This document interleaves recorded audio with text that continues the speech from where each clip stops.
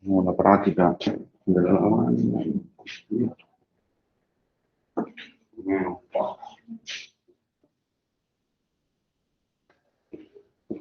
Il verdolino si vede un po' meglio forse, vero?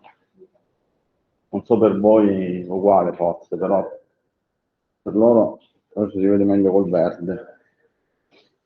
Ok, sì, la registrazione è partita. So last time we started to introduce the interaction between particles in the canonical ensemble, and so I remind you that we have potential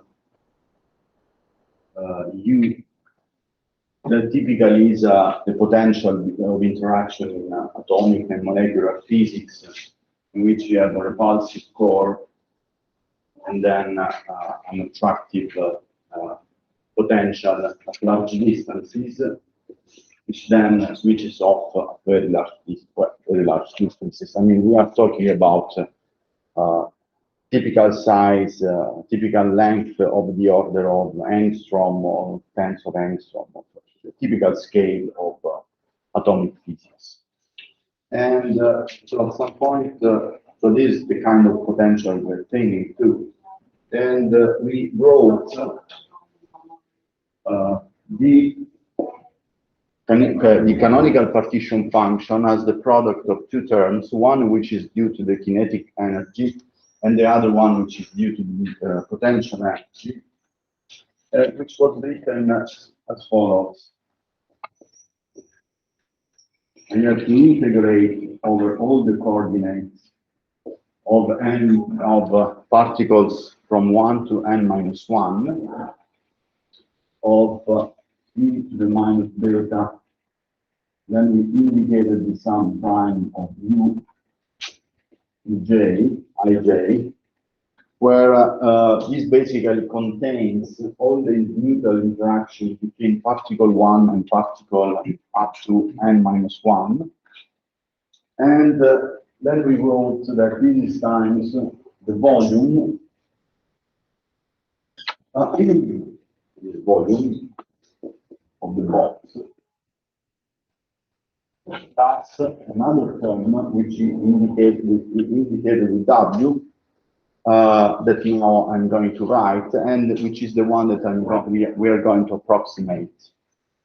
So this W was this integral Drn of e to the minus beta. Here we have the sum with I less than n, I less than n of u I n, and then minus 1. Here, where you see that here we are integrating over the coordinates Drn of n particles. And so here there is the interaction between all the particles with particle n. Okay, and then we have this function here that we tried to plot last time. And considering the form of the potential, when r, this is a function, of course, of the distance between the two particles. When the distance is very small, the exponential goes to minus 1, sorry, to 0, and then we get minus 1, and then we have something like this. Okay. So this potential, so this function here, this potential switches off at a certain distance, which is, let's say, of the order of angstrom, so typical atomic scale. Okay, it's atomic scales. And therefore, this function then becomes 0. Or if you look at the potential, so here we have e to the minus beta, then we have u1n times e to the minus beta u2n times blah blah blah e to the minus beta u n minus 1 and okay. So now what happens is the following. At low density, and this is basically the approximation, if n is small, so small density, which what does it mean? Small doesn't mean anything actually. You should complain. It means that if I so n, what is n? It's n divided by the volume. So from this I can get a typical distance between atoms. And what we are assuming that the typical distance between atoms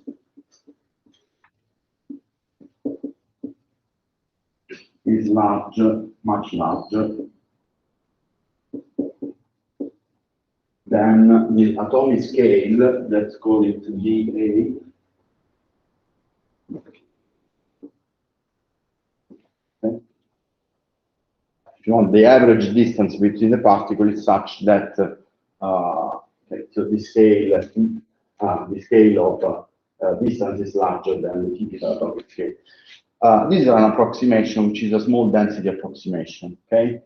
And within this approximation, what I can figure out is that basically this function here, in principle, is a complicated function of Rn, on which we are integrating over.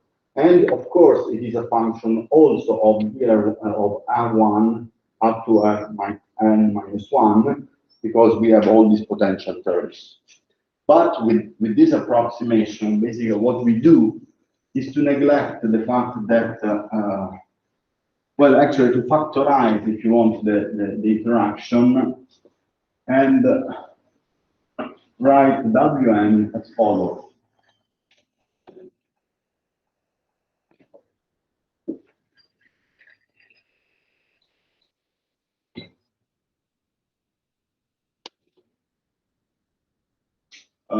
So maybe I write again Wn, but here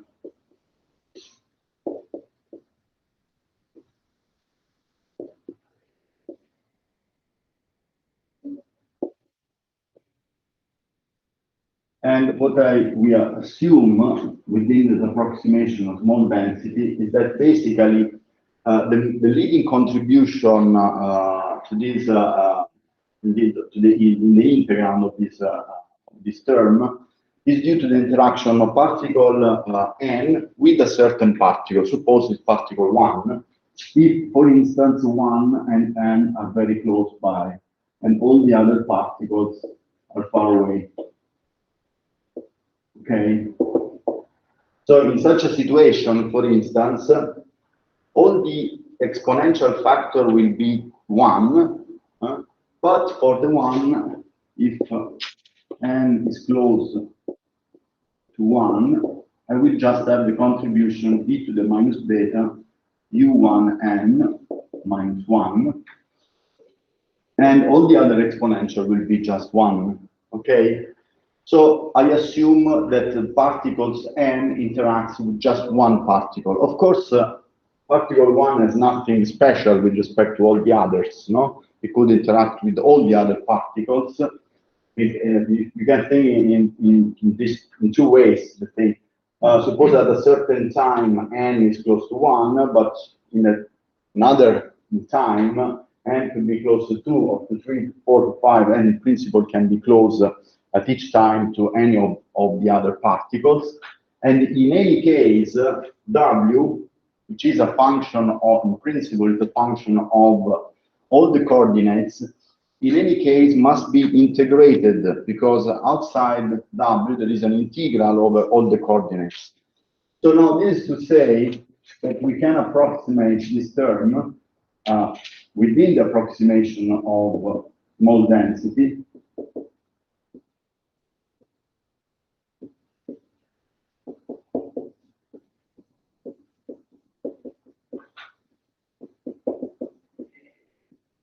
We can write W as follows. Is a factor that, let me see, how was it called in my notes? it's a factor b times n minus 1, where I'm going to explain now in this. N minus 1 means that I have to repeat, well, the integral is just one factor that I will explain now what it is, times the combination of interaction of particle n with all the other particles, which is n minus 1. No? N minus 1 is the number of interaction, if you want, between n and all the other parts.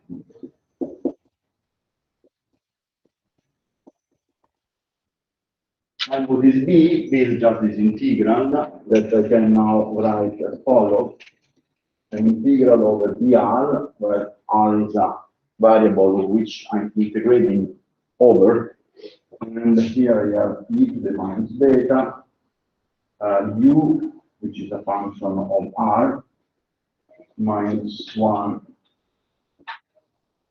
Okay, which in spherical coordinates is 4 pi integral from 0 to plus infinity dr r squared and e to the minus beta ur minus 1. And this is b. Okay. We will see later an example of potential and an example of b, and we will see what happens to our system of particles.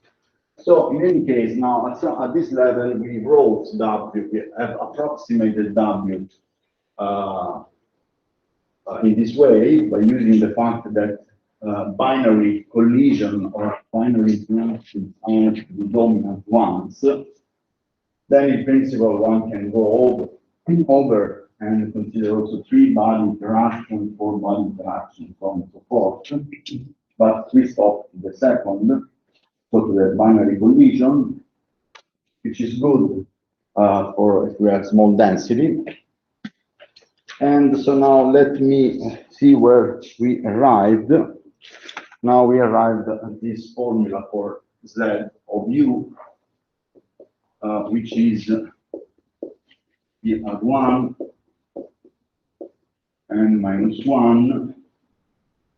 And yeah, so then we have e to the minus beta sum prime of u ij. Then here we have the volume plus, now I can substitute here b times n minus 1. And that's it. Okay. So let me be more explicit now in this exponential. Here we have all the interaction between all the particles but for particle n. So then this is a sum I less than j less equal n minus 1 of u ij, which is as before, as the initial one, just that here I have n minus 1 because I have already integrated over particle n. Okay. Now I can repeat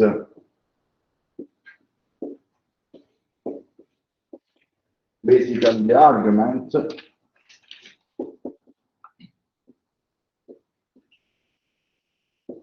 that I used for particle n, and I repeat it for particle n minus 1. Okay, so I can factorize in this exponential. I factorize the interaction between all the particles and particle n minus 1.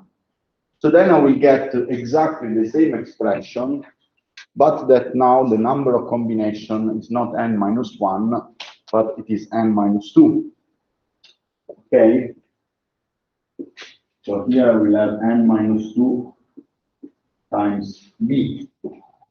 Okay, by just following the same argument. Okay, And of course, I can go on, n minus 2, n minus 3, and then arriving to particle 2. Okay, blah, blah, blah, blah, blah, blah.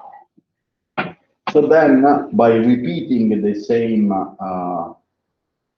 argument, I finally get that z of u is equal to our first term, which was v times b times n minus 1.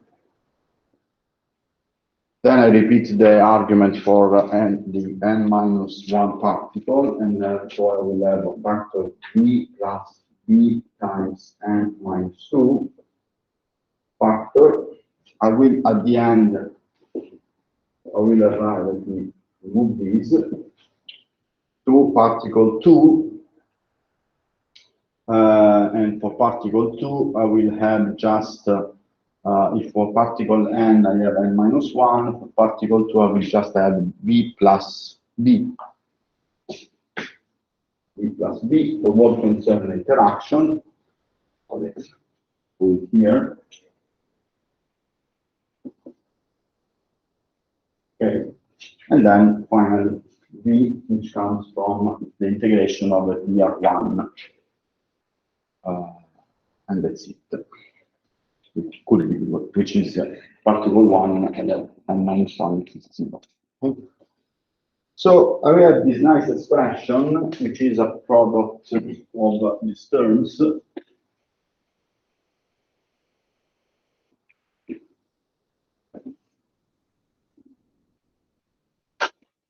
So this canonical partition function, on the part of the canonical partition function associated with the potential, is a product of over the variable p0 to n minus 1 of v plus p times b. Okay. Let me check if this is correct. For p equals 0, I get the last. For p equals n minus 1, I get this third. Okay. Now this can be written as follows. I can collect v outside because I'm summing over, making the product over p, and therefore I have v to the power of n, because I have from 0 to n minus 1, I have n terms. So I have a v to the power of n. Product from p0 to n minus 1 of 1 plus p b divided by the volume, and that's it. P b divided by the volume. Okay, notice that if b is equal to 0, which means no interaction between particles, that u is equal to 0, I get basically v to the power of n, z of u is equal to v to the power of n, as it should be. So this is a good check that for u equals 0, I get the result for the ideal gas, no? So no interaction. Okay, so now let us consider this. Now we'll have to use another approximation,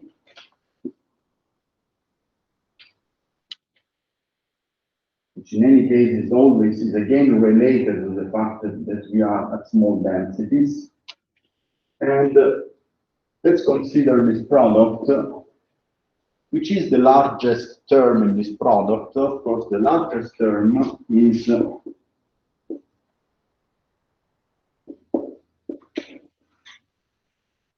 the one in n minus 1, no? So n minus 1 times v divided by the volume.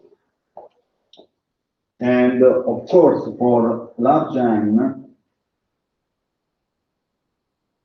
which is the case we are considering, this case as n v divided by the volume, which is equal to the density times b. Okay. And now again, what I will assume is that n is small, and therefore this term is small. Okay. And is small with respect to okay, or to 1 small, for this term will be small. So the product and small.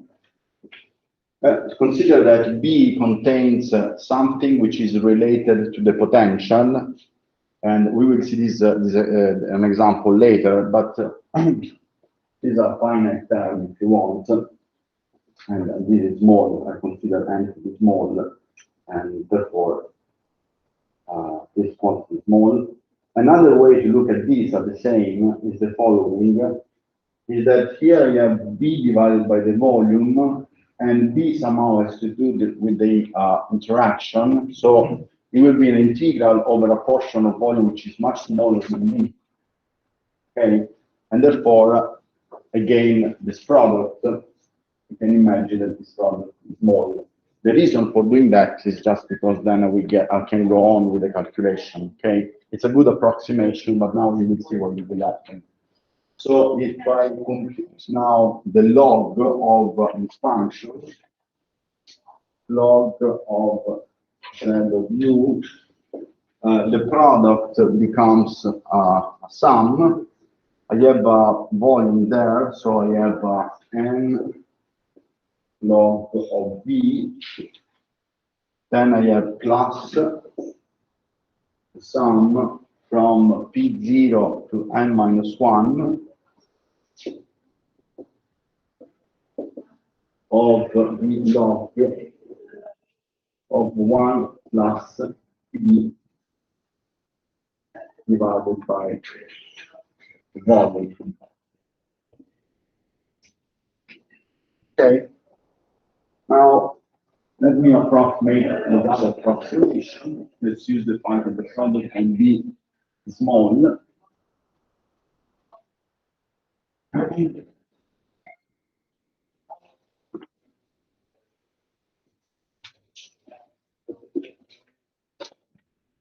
So here, I use the fact that log of 1 plus x almost equal to x, if x is equal to 0. And therefore here you have n log of v plus the sum from p0 to n minus 1 of p. And here I can collect outside b divided by the volume. So this is times b divided by the volume. And now what is the sum? Is n times n minus 1 divided by 2. No, it's the Gauss formula. And so let me go here. No, on u. By the way, you see what I'm writing? Yes, there are no complaints. Apparently, yes. So now this is n log of v, and from this I get b divided by the volume, and I get n times n minus 1 divided by 2. Hey, ciao. It was counted.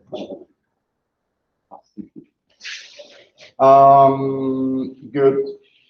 And this n times n minus 1 divided by 2 indeed is the number of pairs in a sample of n particles. No? So it's the number of binary interaction, if you want. Okay. Of course, now if n is large, considering the fact that n is large, this is equal to n log of v plus b divided by the volume. Here get n squared divided by 2. Okay, n divided by 2.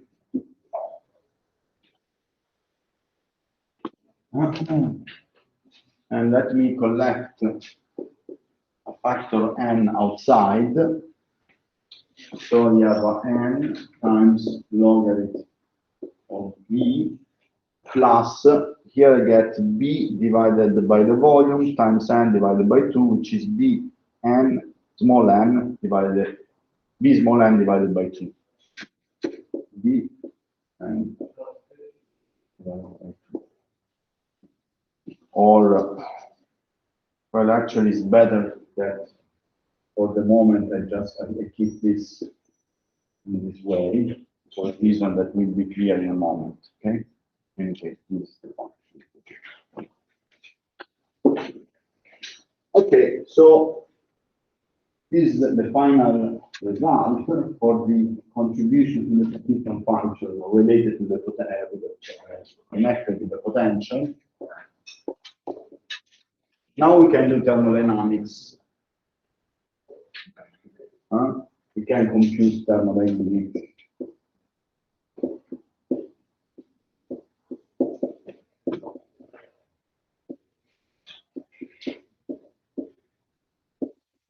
Once we have computed the partition function, the canonical partition function, which is the hard stuff, thermodynamics is just making derivatives. Okay, so first of all, the Helmholtz free energy was minus kBT logarithm of the canonical partition function. And from this, I can get, for instance, that the pressure, I'm interested in the pressure now, is the minus derivative of A with respect to the volume at fixed temperature.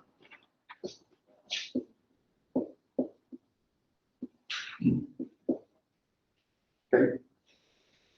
Well, if you want here, if I can change also the number of particles, we put n here, but we are working with fixed number of particles. So for the moment, I will not add this. Okay. Yeah, so from here, you see that the pressure is equal, by considering the previous expression, is kBT derivative of log of Z of C with respect to the volume. So it's kBT derivative with respect to the volume of the logarithm of the partition function. Okay.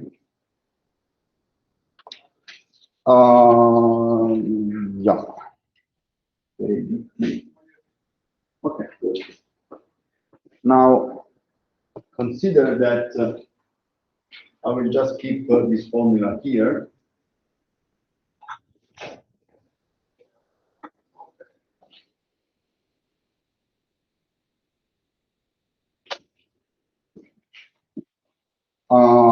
That our partition function was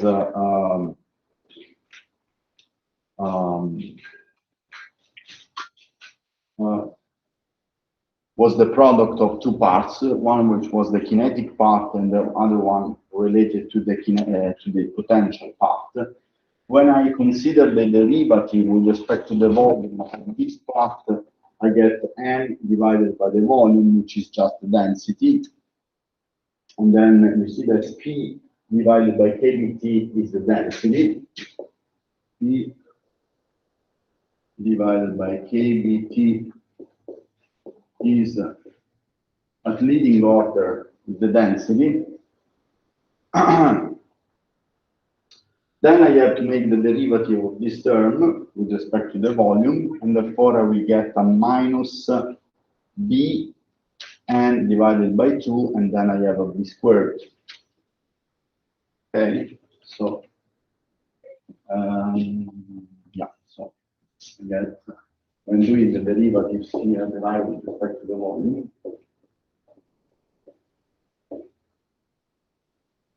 I have an n squared of B n squared B squared. Here I have a factor 2,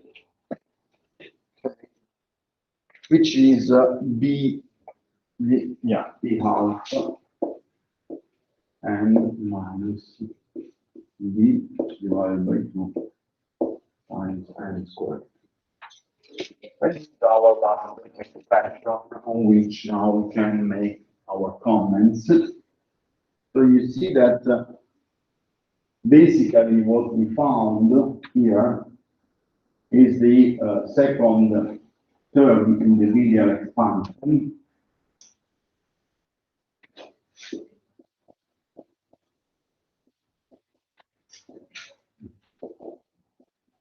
Because last time we said that P divided by KBT can be written as a linear expansion, which is a series in powers of n, where n is the density.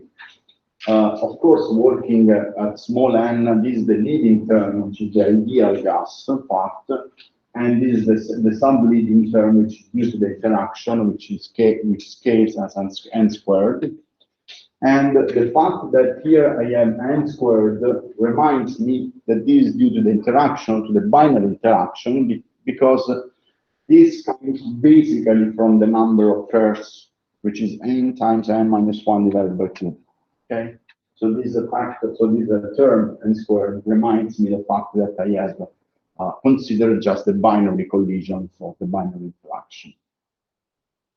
And reminds, we can remember that we'll be using the example that was the following integral 4 pi integral from 0 to plus infinity dr r squared e to the minus beta u of r minus 1.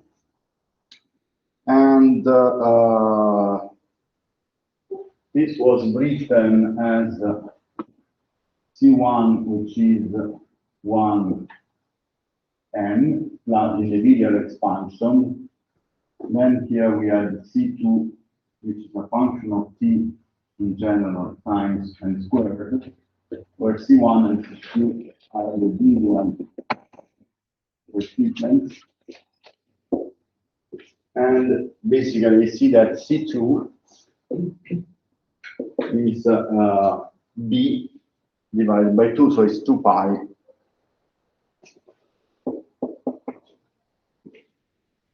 times integral from 0 to plus infinity dr r squared. Here 1 minus e to the minus beta u. Because here I have a minus, and here the linear expansion was defined with a plus. So C2 is equal to this in the linear expansion. Okay. Okay. So now it's time to make an example of this. So let's work out an example, an exercise if you want to.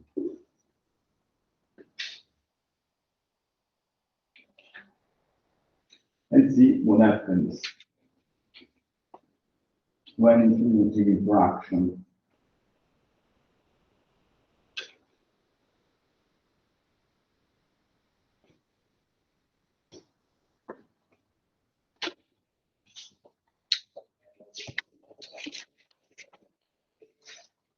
So the example is the following: u of r. So this is an example.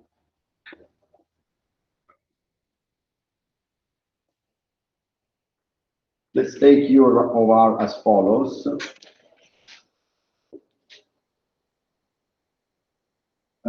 Suppose that UR is characterized by a scale sigma, for which now the potential is infinitely repulsive for R small than sigma, and which is an hardcore repulsion if you want, as in the van der Waals gas.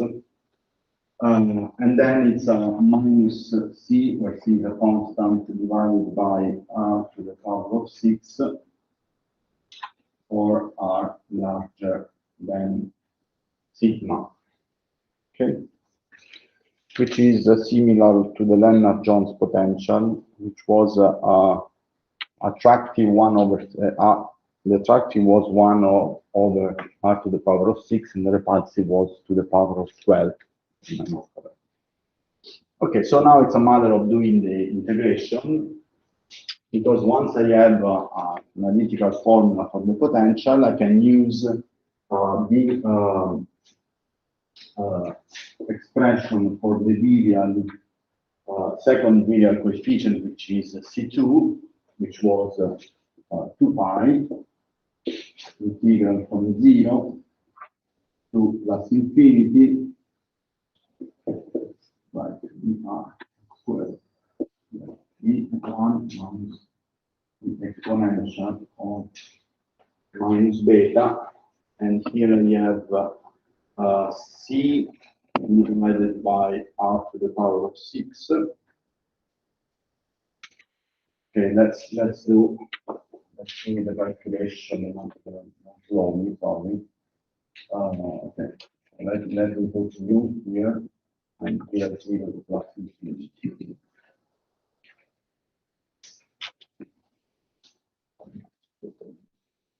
Okay, now this can be separated in 2 terms. I have from 0 to sigma, this exponential explodes, so u explodes, so therefore this is 0, and I just have 1. And so I have the integral from 0 to sigma of dr r squared. Okay.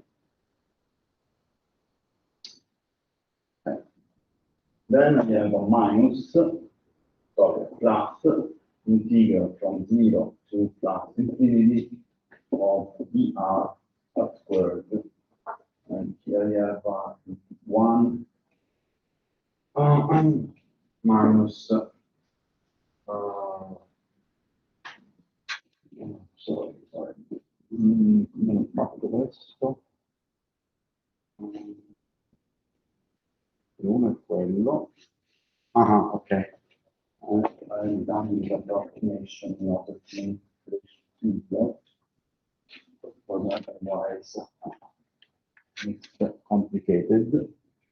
Let me see what is the approximation that I have done here.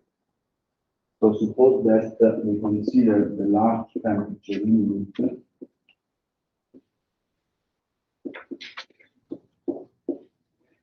In the large temperature limit, what happens here that here I get 1 minus the exponential becomes just the argument of the exponential, no?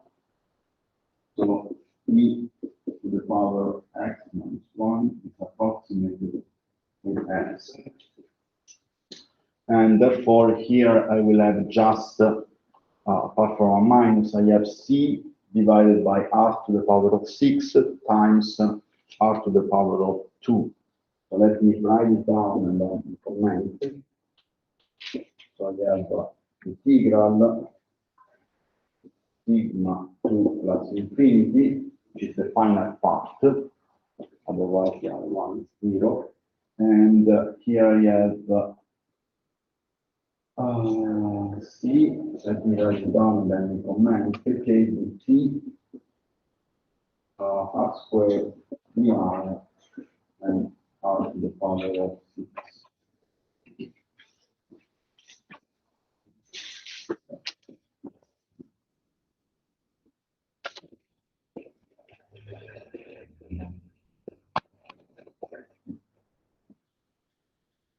Pari. Okay, then we have a minus ck dt. Okay, that should be good.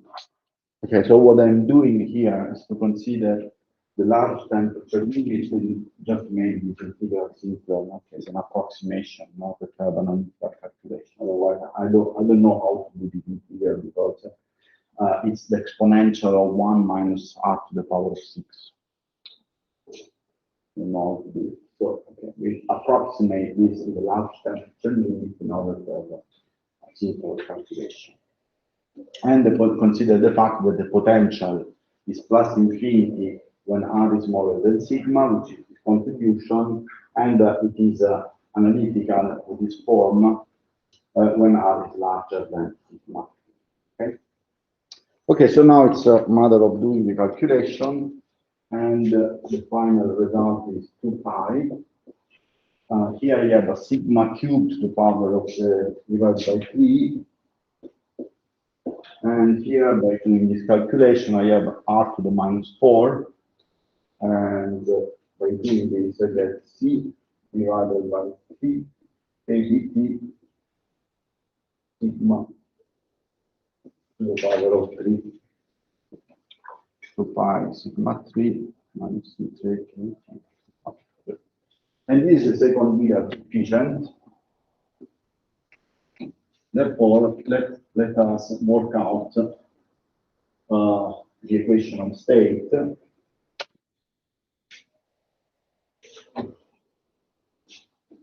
In the virial expansion, I have that P divided by KBT is equal to n, which is the leading term in density. Then I have the second virial coefficient times n squared. And now the second virial coefficient is this guy here, times n squared. So I have n squared times 2 pi times sigma to the power of 3 divided by 3.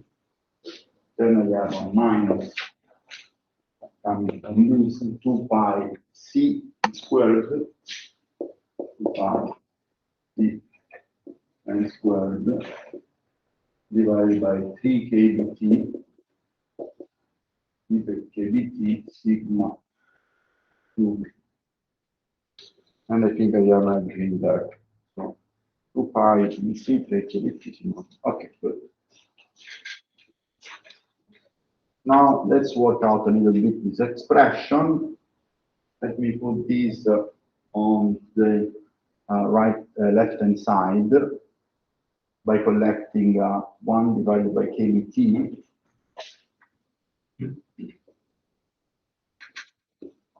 Here I have the pressure plus this term here, which is 2 pi c n squared divided by sigma cubed. Okay. And here I will have equal to, let me collect n. And here I have 1 plus 2 pi n, 2 pi n sigma cubed divided by 3.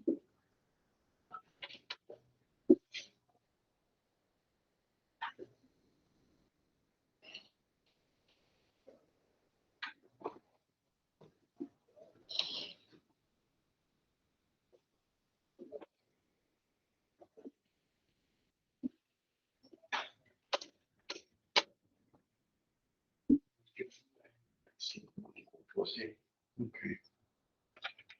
Now, nella prima parentesi manca un 3 a denominatore. questa qua, vero? Sì. Grazie. Thanks. And the rest is correct. I forgot something, maybe not. Okay, so now what the point I'm going to reach is the fact that this is basically the van der Waals correction to the ideal gas, okay, which was an empirical fact, but now we see that it comes really from the interaction because we have computed it. Because n scales, so what is n? Is n divided, capital N divided by the volume. So basically here I have a 1 divided by kBT times the pressure plus a certain constant that I call A divided by the volume squared.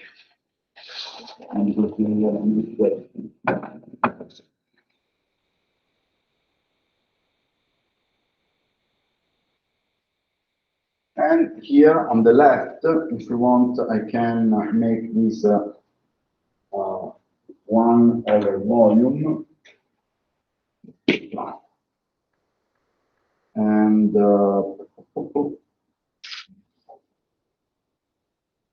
I'm just considering the scaling of n with the volume in order to get something which is similar to the van der Waals gas. And here you have a 1 plus certain factor divided by the volume again. V divided by the volume. Well, actually, in the case of the van der Waals gas, we have computed it for 1 mole.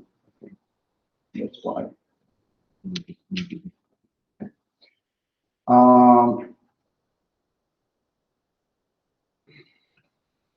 Okay, so here that's the shape,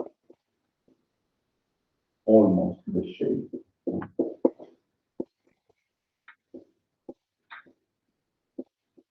Of van der Waals. Actually, to really obtain van der Waals, I should do the following.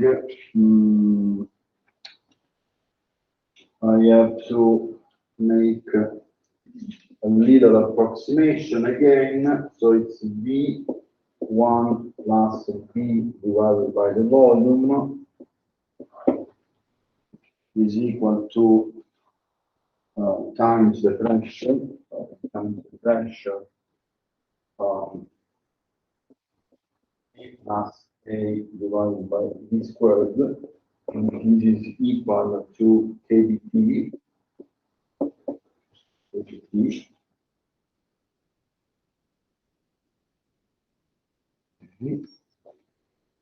And now from here, I really see that I have a van der Waals situation. If the volume is large with respect to B, and I will comment this in a moment, is basically V times 1 minus B divided by the volume. Is if B divided by volume goes to 0, and B, the volume is large. Okay. So V1 minus B divided by the volume times, okay, this term here, P plus A volume squared equal to kBT. And now, of course, from here, I get a G minus B times P plus A divided by V squared is equal to kBT, which is with the van der Waals situation.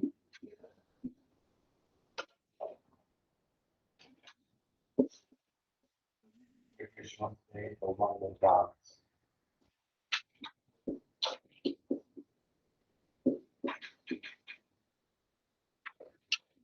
C'è quasi morto. Io non credo che si veda.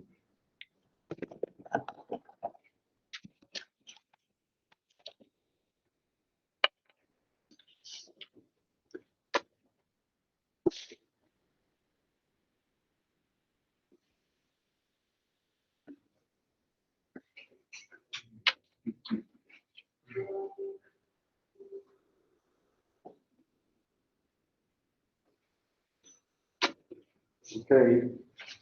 Let me make a comment that this was done. Consider that B, the factor B, was basically the following. So B was proportional to sigma cubed, where sigma was the scale of the potential at which now I have the switch from the repulsive to the attractive. So the sigma is a scale, length scale, which is characterized of atomic physics, again of the order of the angstrom or something like that. Therefore, when I have the ratio between B and the volume, of course, B divided by the volume is very small, no? Because these are a macroscopic volume, whereas B is proportional to an atomic scale to the power of 3. So that is justifying the fact that what we have said here. Okay? B divided by the volume is a small number. Okay? Because the factor B is proportional to sigma cubed in this expression. Okay?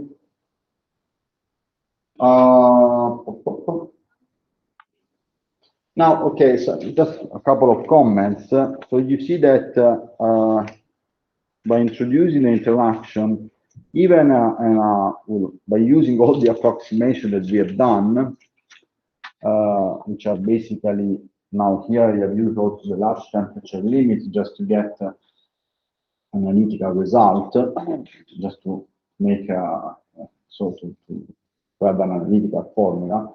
But the most important approximation is, of course, the small density approximation and the visual expansion. By just introducing this approximation, so the interaction with this approximation, we already get the equation of state of van der Waals, which means that we are getting phase transition also. Okay, so when introducing even a small perturbation to our ideal gas by introducing the interaction between particles, we already get a lot of physics more, because this is then the physics of the phase transition, first order and second order phase transition. Okay, so the van der Waals gas was derived by using some empirical arguments, on the hardcore repulsion and on the fact that I have to correct the pressure and the effective volume, and the volume which becomes an effective volume. Whereas here it comes just from the fact that we have an interaction, and the canonical partition function is modified to get finally this result. Okay, I think it's time to stop. Although I don't think that you can go outside, but I have to.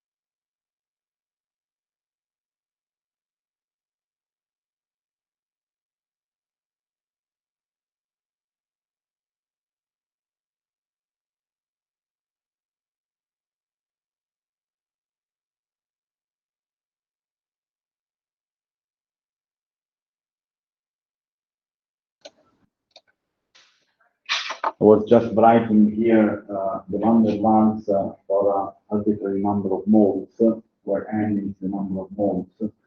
And those are the relation between what I prefer to use, which is KPMP, and n number of moles up to the universal law of Gauss in chemistry. So this is the van der Waals. I mean, for us, what is important is to get the right scaling of the and with 1 over v squared correction in the pressure and an excluded volume of correction.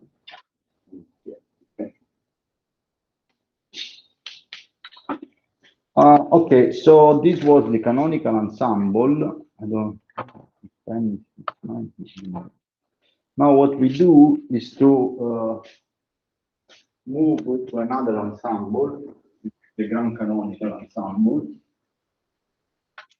And you might remember that from the microcanonical to the canonical ensemble, we have 2 things.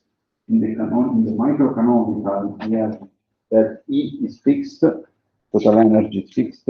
What is fixed is the volume and the number of particles. Okay. Then we said, okay, by having all these constraints, when computing the volume of the phase space in order to use the Boltzmann formula for the entropy, I have complicated calculations. Okay. In the case of a non-interacting gas, we have to compute the volume of this spherical layer, which was doable. But once I introduce interaction, this task becomes impossible. Then we introduce the canonical ensemble that is different from the microcanonical by the fact now that the system under study is in contact with a reservoir that fixes the temperature by providing the necessary amount of energy to our system in order to keep fixed the temperature. Okay. And this allows us to remove the constraint of having a fixed total energy, and actually we are integrating in the phase space by using the exponential e to the minus beta Hamiltonian. Okay, and the calculation was much simpler. We have 1 constraint less.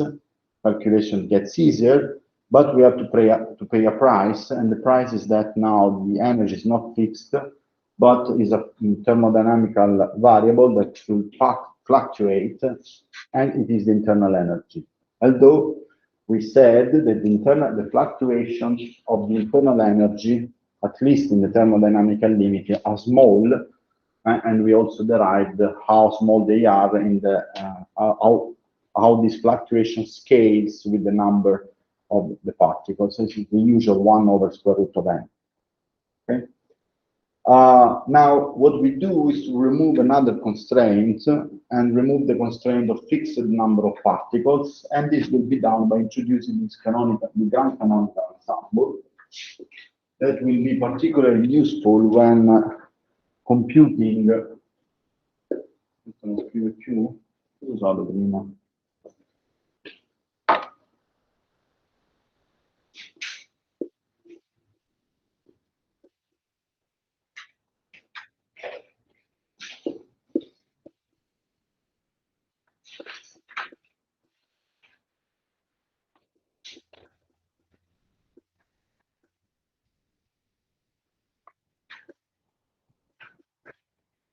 Non capiscono che devono mettere milioni di pannarelli perché si consumano subito.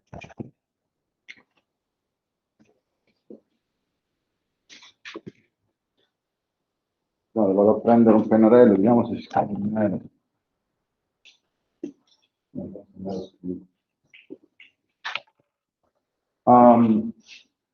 So now the grand canonical ensemble, as I said before, provides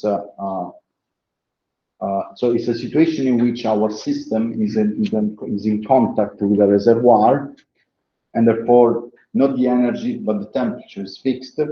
But this reservoir provides also particles now this time, so it can add particles to the system and it can remove particles from the system. Okay, so now let me make a plot. So we have our system S. Here we have the reservoir, and this is the total system.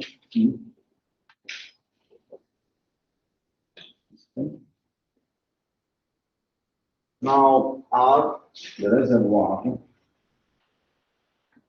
fixes the temperature T of the subsystem, which we call F. And instead of having number of particles fixed, we fix the chemical potential.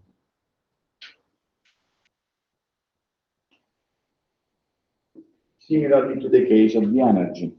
So in the canonical, we do not have the energies fixed, but we fix the temperature by exchanging the heat with the energy with the reservoir.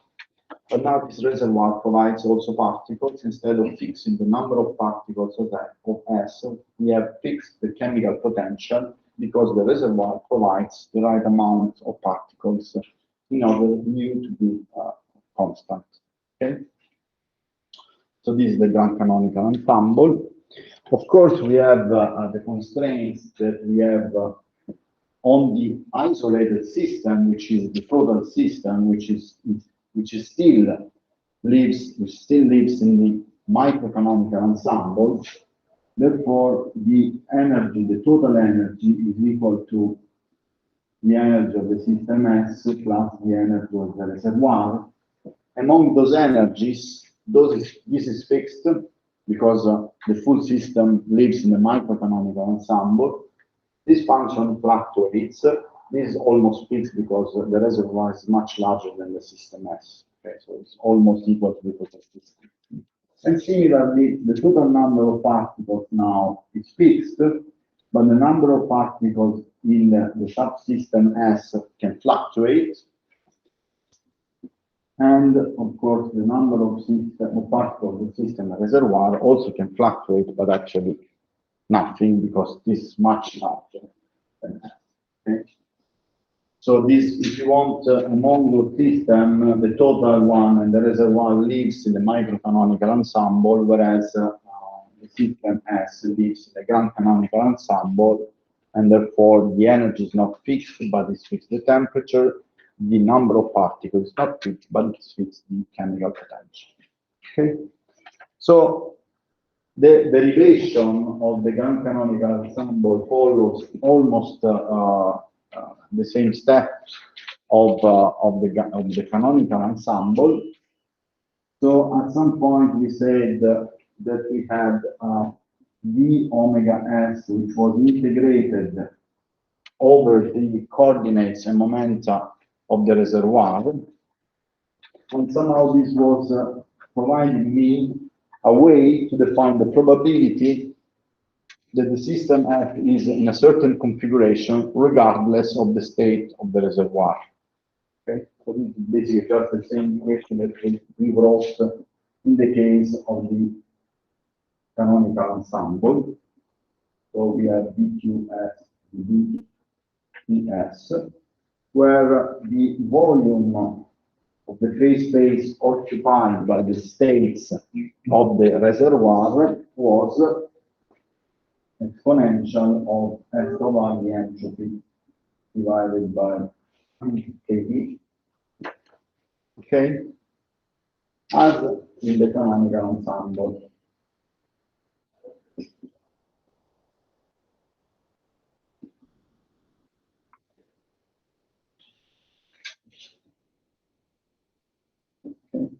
So this is a portion of the volume of the phase space occupied by the system S, which basically allows to determine this function here, which will be a probability to find the system S in a certain configuration, regardless of integrating over the possible all the possible states of the reservoir.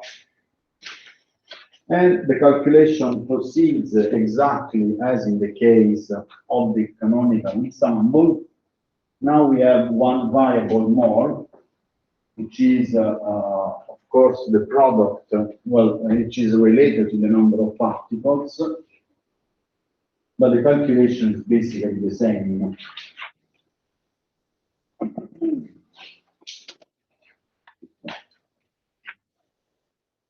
So the entropy of the reservoir is a function of the energy of the reservoir and the number of particles of the reservoir, and this is equal to, here ER can be written as E total minus ES, where of course ES is a perturbation, it's a small amount of energy, because it's the one of the system.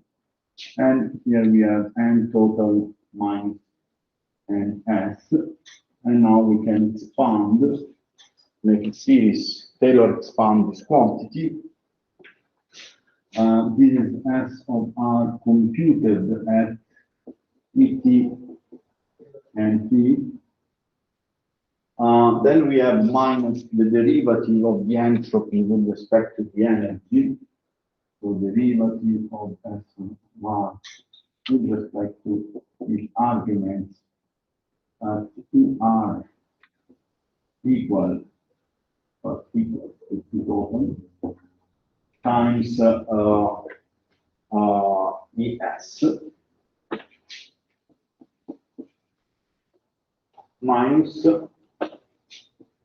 derivative of S of R with respect to N of R, with N of R equal to NT times NS.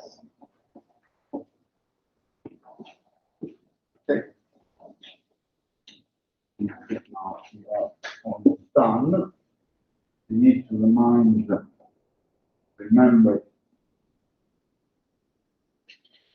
Let me see how to write it. So TDS, let me remember, is PDV plus DU minus mu dN.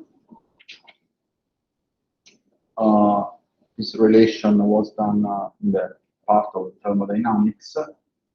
And let me see that from here. I can compute the derivative, the partial derivative of S with respect to N when fixing volume and internal energy,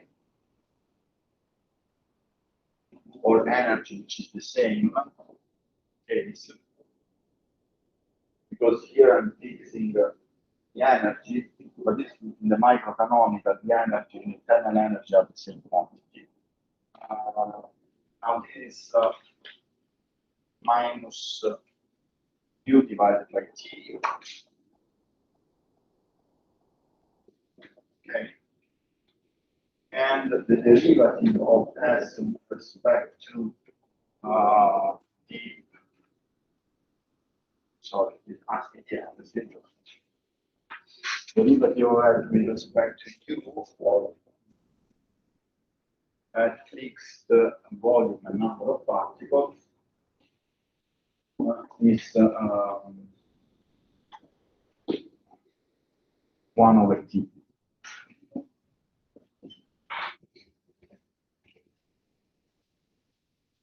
Okay, good. So now the omega of S integrated. Let me put something here for the next video. Integrated.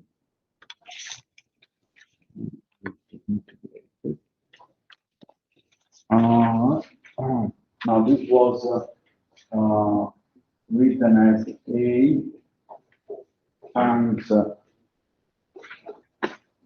E computed at F of R divided by KB, and is E total here, and total. Then I can add these other terms, which is exponential of minus ES divided by KBT. Okay, and then we have this other term here, which is the exponential of minus NS, but there is a minus here, and so this will become plus mu S and well, mu and S divided by KBT.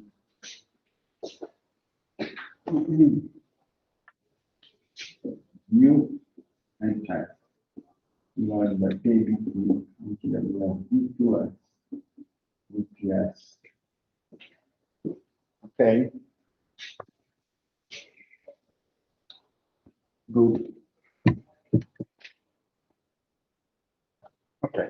Now, let's remember that ES and NS, in principle, they are functions, well, not in principle, they are functions of QS and PS, whereas this guy here does not depend on QS and PS. So what is customary to do is to, well, basically now remove the subscript, because now in ES and NS, because now we will concentrate on our system and that's it. So I will write instead of ES and NS, I will just write E. And we call this term here A E to the entropy divided by KB of ET and T. By definition, we put this term equal to this exponential. That will have a thermodynamical interpretation afterwards, beta omega, where omega is called ground potential. And actually, we will see it's just the pressure times the volume with a minus. Will be derived later. But at this level, omega is called ground potential. Ground potential. Okay. So therefore, this d omega s, which was integrated over the reservoir coordinates and momentum, is equal to E to beta, and then I have omega plus mu n minus E.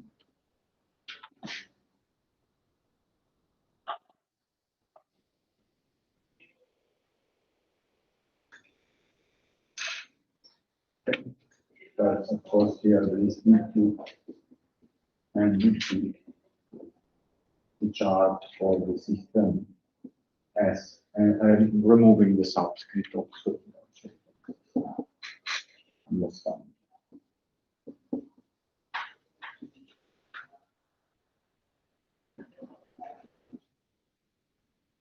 Okay. Now, since I've written this relation between a volume, let me remove this.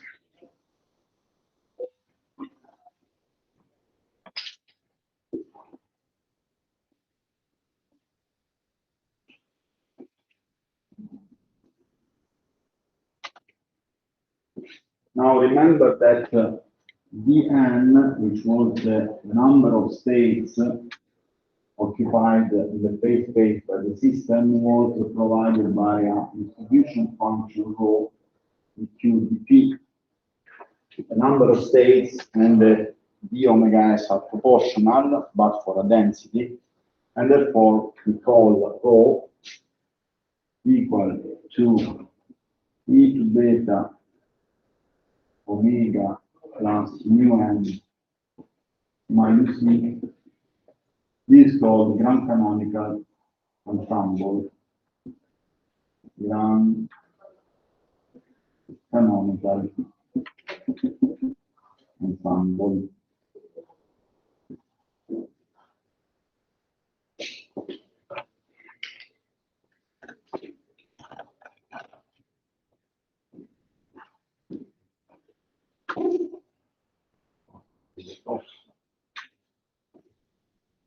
Okay, the canonical ensemble was that E1, rho equal to E to the minus beta E was the canonical apart from normalization, which is the partition function. Okay, whereas in the grand canonical ensemble, we have these additional terms here. Okay. Yeah, normalization, and we will do the normalization. And let's do as follows. Dove che stiamo? Siamo qua. So let us normalize.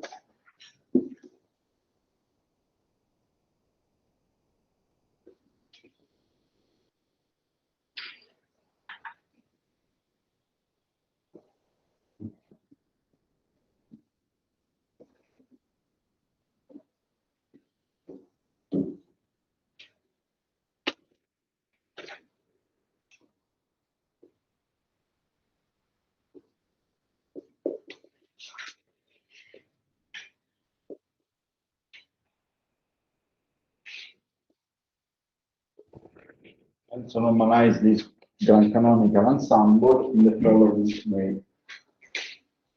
Sum from n equals 0 to plus infinity. I will comment in a moment about this. Of dq dp times the grand canonical partition function, which is a function of n and e, as I wrote before. Let's normalize it to 1,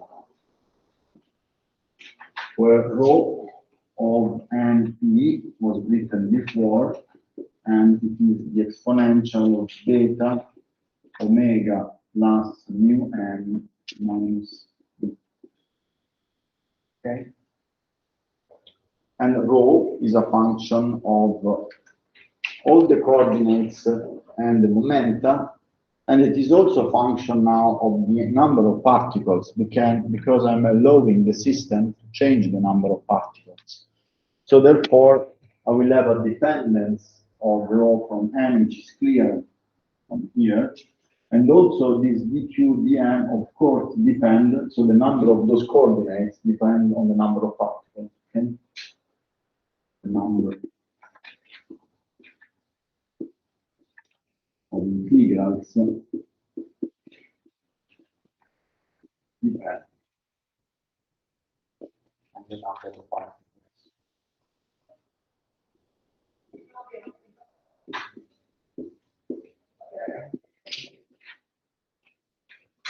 Okay. And we normalize this to 1 in order to be to have the interpretation of a distribution function. Okay.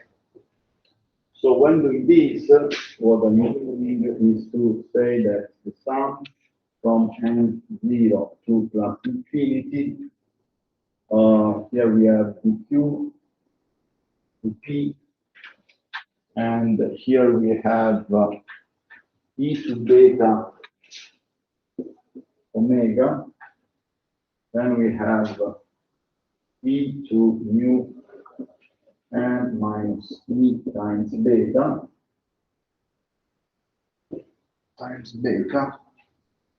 yeah, equal to 1. But now consider the fact that here n and e, of course, must be in the integral because they are function of q and p.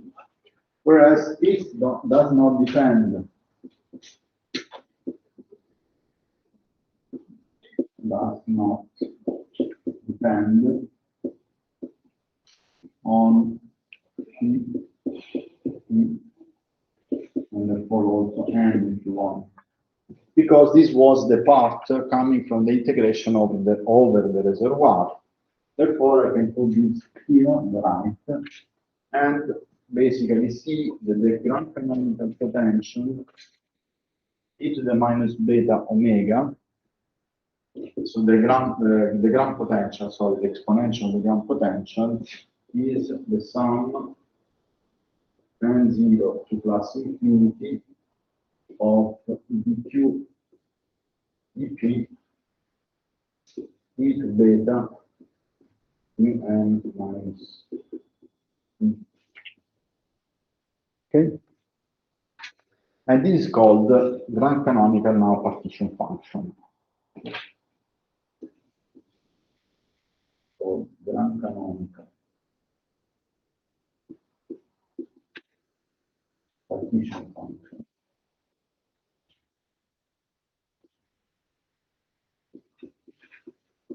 By definition, and let's call it Z of G, just to make just to differentiate with respect to the canonical partition function. Okay. Let me see if okay, we will write this also in another way. So I mean, the calculations are similar to the case of the canonical ensemble. In the canonical ensemble, basically the canonical partition function was the integral over the QDP of e to the minus beta e, and from the canonical partition function can derive the thermodynamics. Here, the grand canonical partition function has the same exponential e to the minus beta e times the exponential of e to beta mu n. There is this additional term that comes from the fact that I can exchange now particles into the system and the reservoir. Okay? But the formalism is basically the same. Okay? And let's write this in a slightly different form that will be useful later.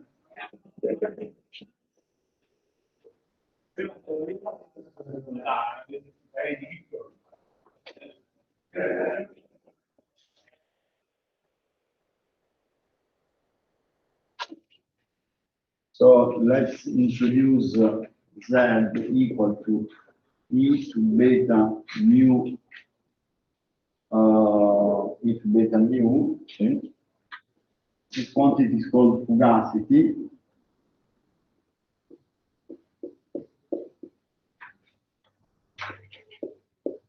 And it will be very important coordinate. And yeah.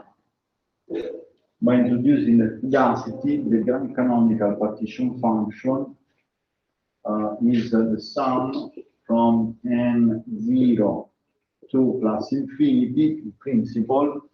Here I have exponential of beta mu n, which is the fugacity to the power of n.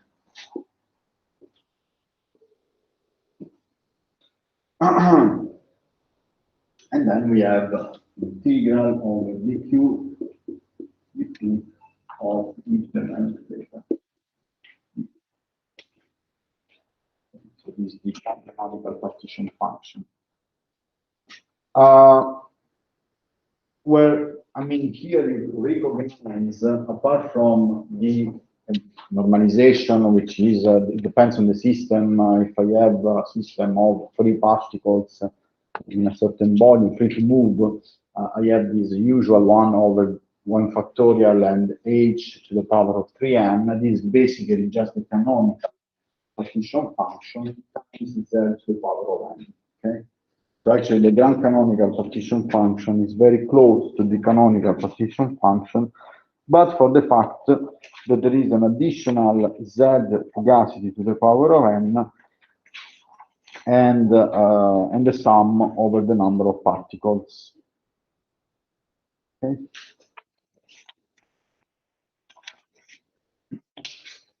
Yeah. Che sono?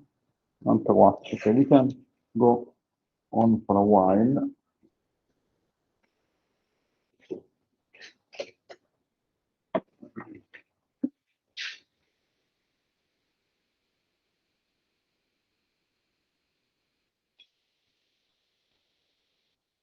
So by normalizing, so since we have the grand canonical partition function, if you want the normalized grand canonical ensemble is 1 divided by z of g, because in this way it is correct to normalize to 1, and e to beta,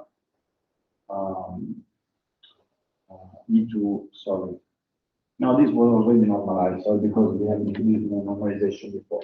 So, it's not correct. It was correct. Okay. Now let's try to do a little bit of thermodynamics.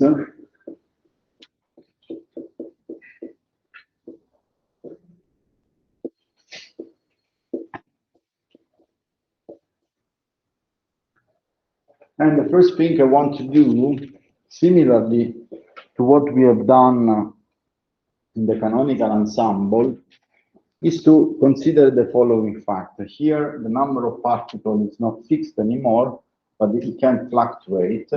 And what I'm going to compute is, first of all, which is the average number of particles in our system, which plays the role of the internal energy, if you want, in the canonical ensemble, and which are the fluctuations of the number of particles.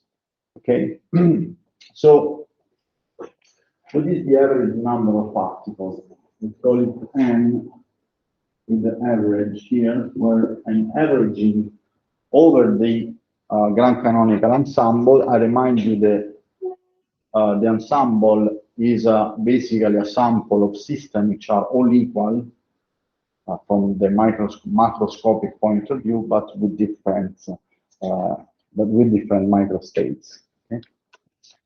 Now, the average number of particles can be obtained as follows. Here, we are summing over the number of particles and multiplying by this quantity. So here, the number of particles can be computed as follows. So it's a sum from n0 to plus infinity of the variable which I'm average, for which I'm interested to compute the average, which is n, times the distribution function, and the distribution function will be just this.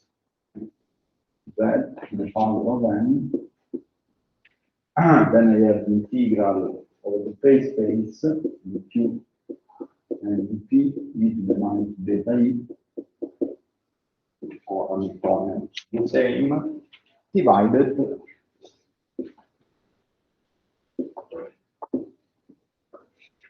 by the grand canonical partition function. No? Okay. So it works in the following way. Now, Z to the power of n into the minus beta e is the distribution function. Then I integrate the variable for which I want to compute the average, and then I normalize. No? Is it okay?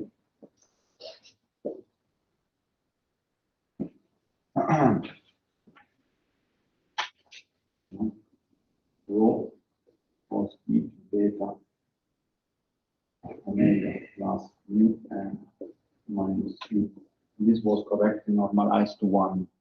We defined omega in order to have the normalization of rho. So this is basically 1 divided by z of canonical, which is e to the minus beta omega. And then I have e to mu n minus beta, which is 1 over z of g, and this is the Fugacity to the power of n times e to minus e beta. Okay? So this is the, if you want, the grand canonical ensemble. And since I want to compute the average number of particles, I take n and multiply it by the grand canonical ensemble and integrating over n, well, summing over n and integrating over the phase space. Okay. So this is the structure that appears there.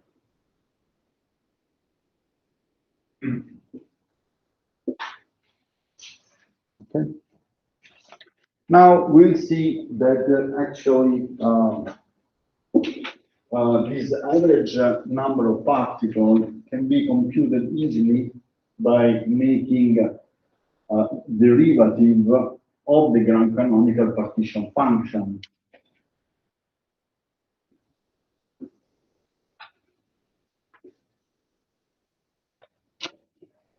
because if I take the grand canonical partition function, this was the sum from 0 to plus infinity of z to the power of n dq p e to the minus beta e. If I do the log of this quantity and doing the derivative with respect to z, what I get is 1 over the canonical partition function. Then I have this, which will be the sum from 0 to plus infinity of n z to the power of n minus 1 integral dq dp into the minus beta e. Therefore, if I multiply this by z,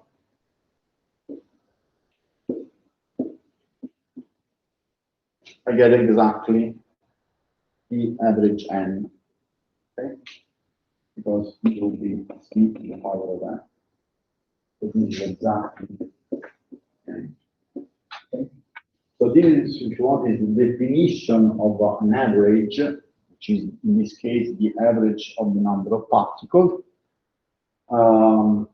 And this algorithmic way to compute the average number of particles once I have the grand canonical partition function. Okay. So let me write this equation at some point, because these are very important equations that will be used also when doing the quantum statistics, that the average number of particles is the fugacity times the derivative with respect to the fugacity of the log of the grand canonical partition function. And if you want, this is the link between n, or the average number of particles, and mu. Similarly to the case in the canonical ensemble, in which u was the derivative with respect to beta of the log of the canonical partition function, and I think that there was a minus there. Okay. The internal energy in the canonical ensemble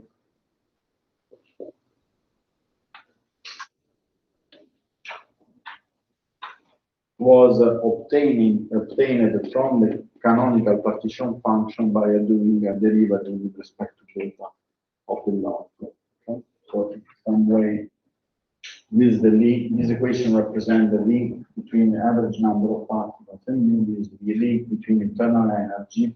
Internal energy is nothing but the average of the energy and temperature in this case, because we have beta. Times 54. Now what I'm going to show, so this is the average number of particles. What I want to compute next is to compute the fluctuations. So basically we want to compute the average of n squared minus average of n squared. And what we are going to show, as in the canonical ensemble, is that the fluctuation of number of particles is very small if the number of particles is large. So will be suppressed. And this will be very important also to derive the thermodynamics. So now how to compute these? We will show that similarly again to the case of the canonical ensemble, in which The internal energy was the first derivative with respect to beta, and the fluctuation was a second derivative with respect to beta.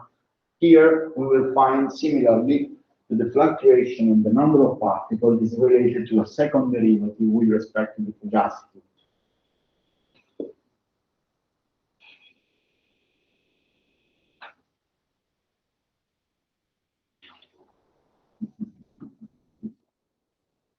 To show this,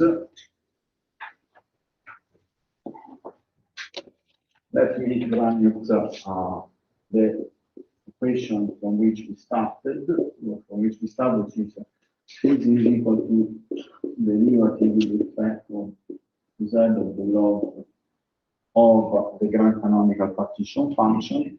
Let me multiply this by let me make the following compute.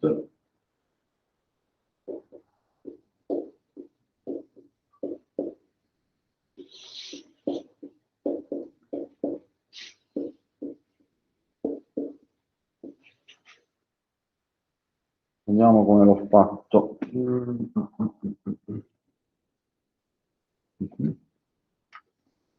So if you want to compute the derivative with respect to z of n average n times z. Okay. So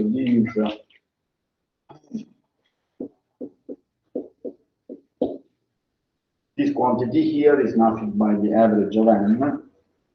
And so this is 1 over z of g. And here we have the sum from 0 to plus infinity, g to the power of n.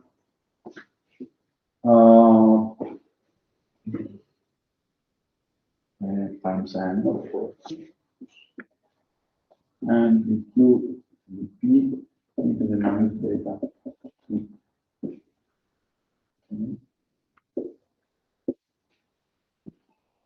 Uno diviso zeta g e n zeta n uguale. Vabbè. Okay, so now I just need to compute the derivatives. Let me see if I have time. Okay, so now this is z. When I compute this derivative with respect to z, let me do the following. Let's derive first this term. So we have z, and here you have the sum and 0 to plus infinity of n squared z to n minus 1 integral dq dt e to the minus b beta e. So this is the first term. Then I have a minus z, and then I have this function squared, because I'm deriving the denominator. Then I have this term here, which is now sum n plus infinity of the same quantity, of course. Aspettate un attimo che mi sto perdendo. Quindi io che ho fatto? Vi ho derivato quello lì e l'ho messo là. Adesso devo derivare quello di sotto. Quindi il delta diviso quello. Yeah. So then I have to derive what is in the partition function. So here, which is n times z to n minus 1 integral dq dt e to the minus beta e. And then I have this factor here. Times sum and 0 to plus infinity n e to the power of n equal dq dt of e to the minus beta e. Okay.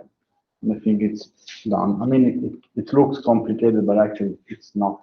It's trivial. Now let me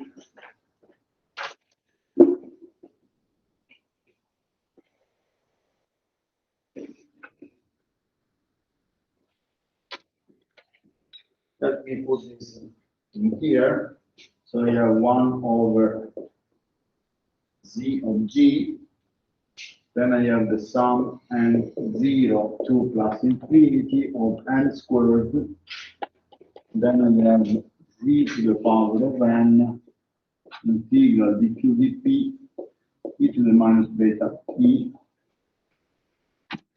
I think it's correct. And I have a minus 1 divided by the ground canonical partition function. Let me put this in here. And you see that when you put this z in here is just the square of the same quantity. Okay. And then there is a g squared, zeta g, zeta g squared. And this is actually the sum from n0 plus infinity of n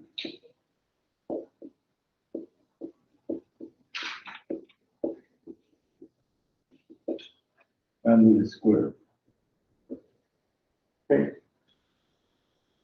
And so you see that here, this is nothing but the average over n squared, the average over n squared, minus the square of the average.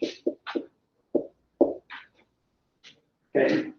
So then this fluctuation, we computed, so this was the starting point, as the derivative with respect to z of the derivative with respect to of the log of the ground canonical partition function.